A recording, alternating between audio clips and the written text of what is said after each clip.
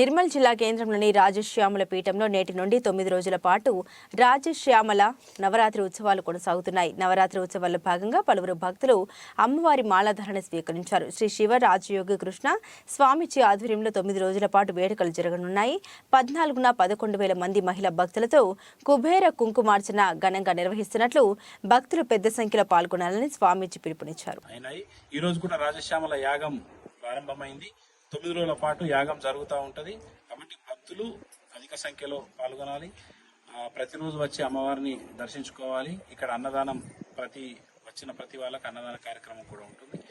అదేవిధంగా 14వ తారీఖు వసంత పంచమి నాడు ఘనంగా 11,000 మంది మహిళలచే మనకు కోటి కుంకుమార్చన కార్యక్రమం ఉన్న విషయం తెలిసిందే. ఆ కార్యక్రమానికి కూడా ఏర్పాట్లన్నీ అవుతా ఉన్నాయి. అందరు భక్తులు ప్రేమతో రావాలని రాజశ్యామల పీఠం తరఫున నేను ఆహ్వానిస్తున్నాను.